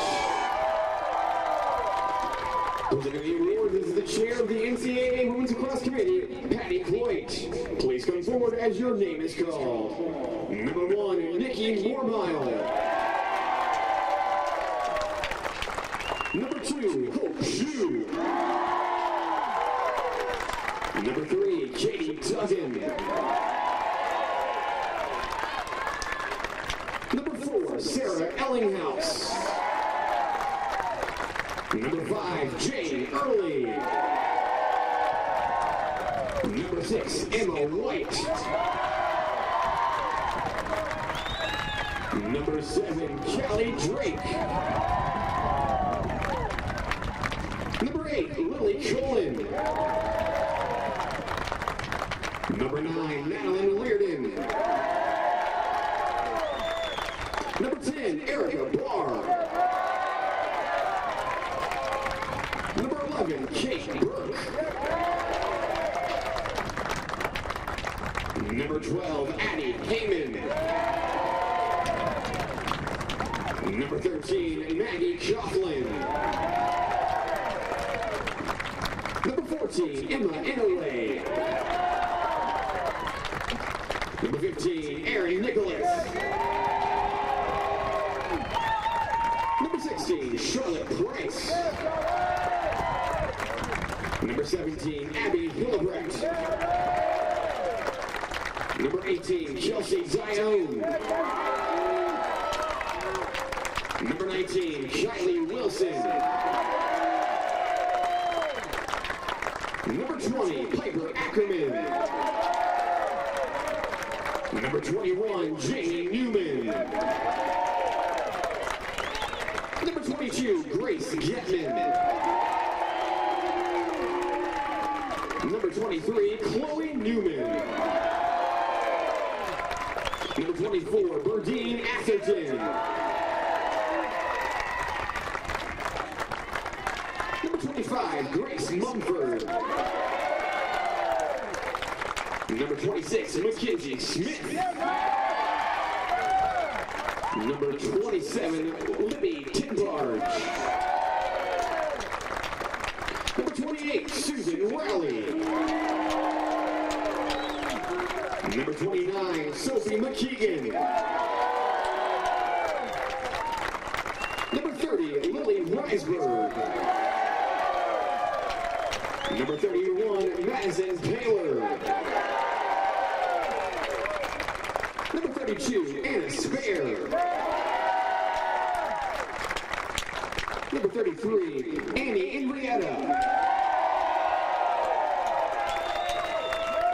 Number 34, Ali Batista.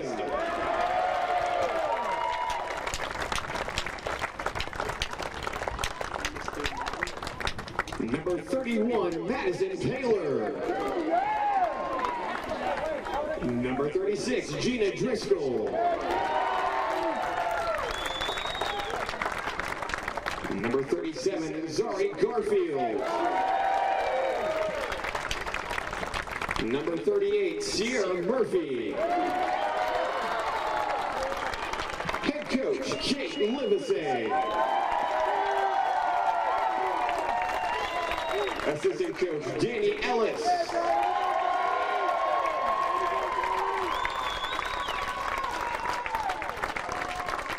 Assistant coach, Amy Patton. Sports information, Dane McKee. Sports information, Lyle Fulton. And now, on behalf of the NCAA, we are pleased to present the Panthers with their championship trophy. Will the captain please come forward to accept the trophy on behalf of your team?